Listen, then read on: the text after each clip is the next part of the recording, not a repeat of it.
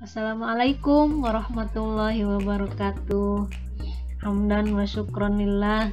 Usolli wa usallimu ala rasulillah wa ala alihi wa sahbihi ajma'in. Asyhadu an la ilaha illallah wa asyhadu anna muhammadar rasulullah. Rabbi syrah li sadri wa yassir li amri wahlul 'uqdatam min lisani yafqahu qawli. Apa kabar anak-anak kelas 11 yang ibu cintai dan ibu banggakan?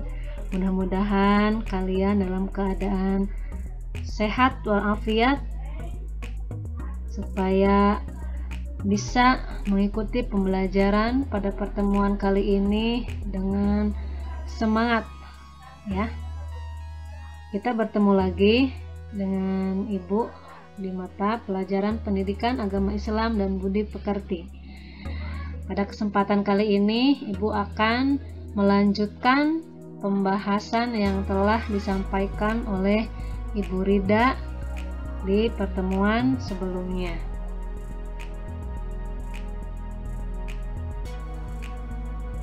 Seperti biasa, sebelum kita memulai pembelajaran, marilah kita bersama-sama membacakan doa. Bismillahirrahmanirrahim.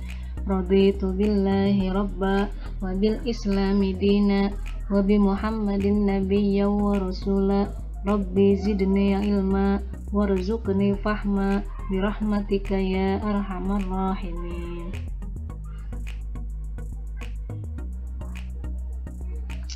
Ya, kali ini masih dalam pembahasan tentang toleransi, kerukunan, dan menghindarkan diri dari tindak kekerasan.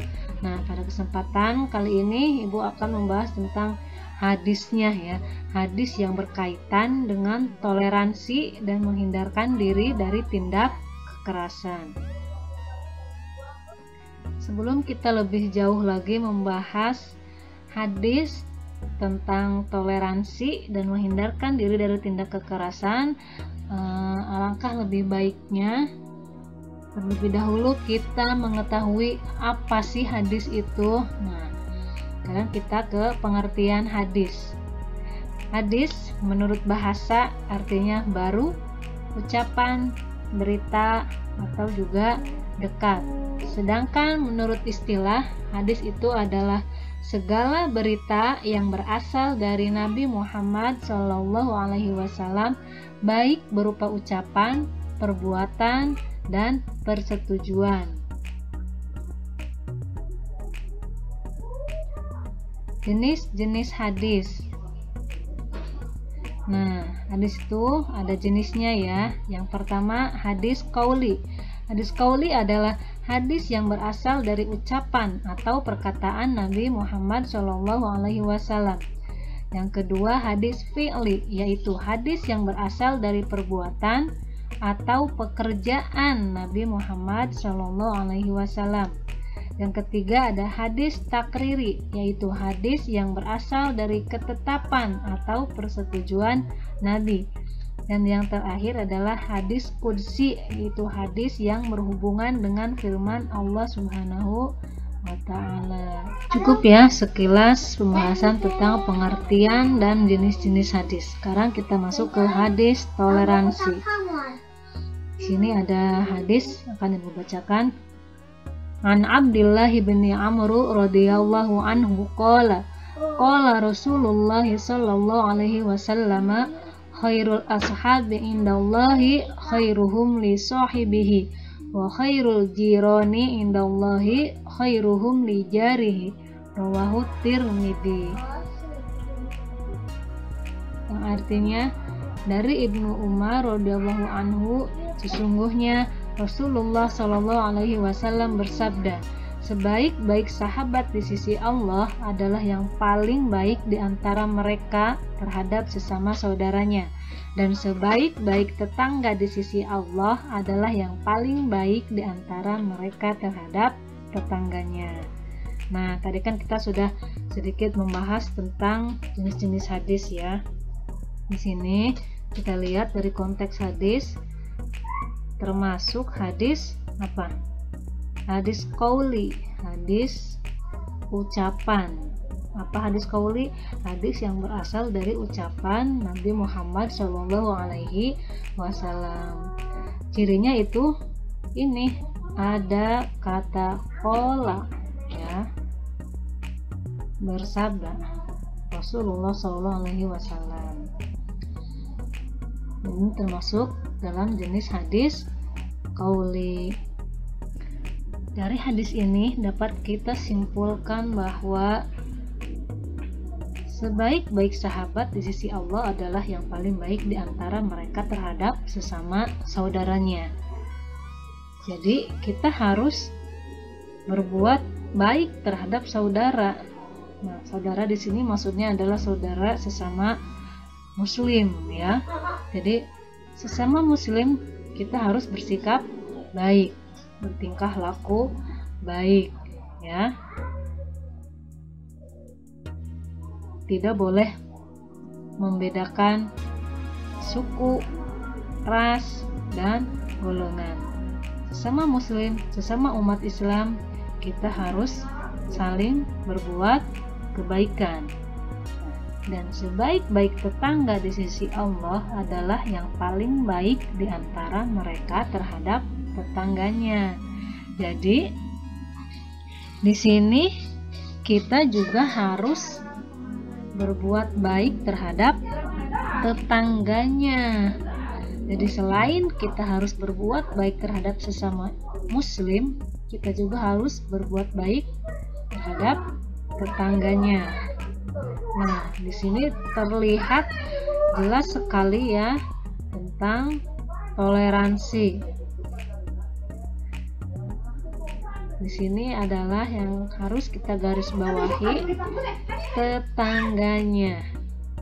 Ya, jadi kita harus berbuat baik terhadap tetangga kita. Tidak pandang agama, tidak pandang suku, tidak pandang golongan. Yang penting tetangga kita, dekat rumahnya dengan kita harus berbuat baik, ya, walaupun tetangga kita itu agamanya non Islam, ya. Tidak berarti karena tetangga kita agamanya bukan Islam lantas kita memusuhinya, tidak berbuat baik, tidak menyapa. Nah, itu tidak boleh, asalkan tidak bertentangan dengan akidah kita. Kita harus bersikap baik terhadap tetangga kita walaupun tetangga kita itu berbeda agama dengan kita. Kita lanjut pada hadis menghindarkan diri dari tindak kekerasan. Ini hadis kami bacakan. An Urwata bin Zubair qala marra Hisham bin Hakim ibn Hizam ala unasin min al-anbati bisyami qad uqimu fi syamsi faqala ma sya'nuhum qalu hubisu fil jizyati faqala Hishamun ashhadu la sami'tu Rasulullah sallallahu alaihi wasallam yaqulu innallaha yu'adzibul ladina yu'adzibuna an-nasa fid dunya rawahul Muslim. Yang artinya Urwah bin Zubair berkata, Hisham bin Hakim bin Hizam pernah melewati beberapa orang dari para petani di Syam yang dijemur di bawah terik matahari. Kemudian Hisham bertanya, mengapa mereka ini dihukum? Mereka menjawab, mereka disiksa karena masalah pajak. Hisham berkata, aku bersaksi, sesungguhnya saya pernah mendengar Rasulullah bersabda, sesungguhnya Allah Subhanahu wa Ta'ala akan menyiksa orang-orang yang menyiksa orang lain di dunia. Hadis riwayat Muslim. Dari hadis tersebut ada makna yang terkandung, yaitu larangan berlaku kasar dan menyakiti sesama manusia, apalagi menyiksa meskipun terhadap orang yang melakukan kesalahan. Jadi bisa kita simpulkan bahwa kita sebagai manusia tidak boleh berlaku kasar dan menyakiti terhadap sesama manusia, apalagi sampai menyiksa manusia tersebut. Walaupun manusia itu mempunyai atau melakukan kesalahan. Jadi kita tidak boleh main hakim sendiri ya.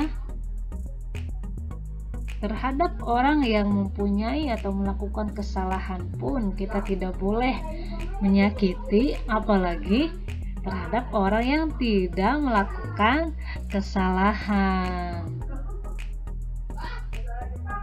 Jadi kita tidak boleh bersikap semena-mena terhadap orang lain ya, apalagi sampai menyakitinya. Makna yang kedua yaitu semua tindakan kasar dan penyiksaan yang dilakukan oleh seseorang akan mendapat balasan yang setimpal di akhirat. Jadi harus kita ingat bahwa segala sesuatu yang kita lakukan atau yang kita perbuat di dunia ini itu akan mendapat balasan yang setimpal dari Allah Subhanahu wa Ta'ala di akhirat kelak ya. Sekecil apapun perbuatan, baik perbuatan yang baik ataupun perbuatan yang buruk, itu akan mendapat balasan dari Allah Subhanahu wa Ta'ala. Jadi kita jangan merasa tidak akan ada hal-hal yang tidak akan kita pertanggungjawabkan kelak nanti di akhirat. Semuanya pasti akan dipertanggungjawabkan dan akan mendapat balasan yang setimpal.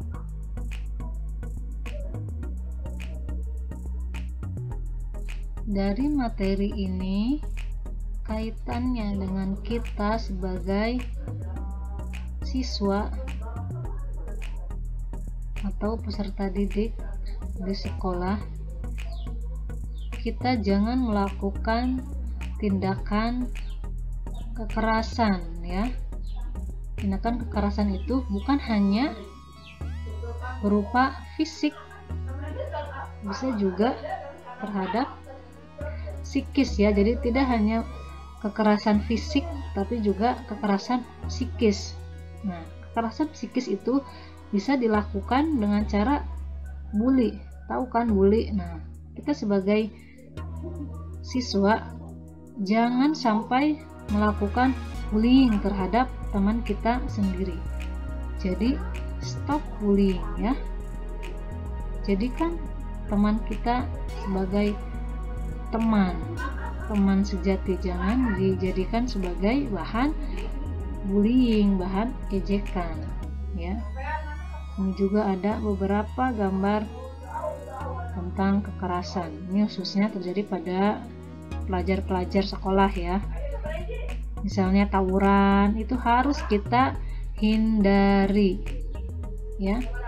Karena sesungguhnya bagaimana ini bisa terjadi?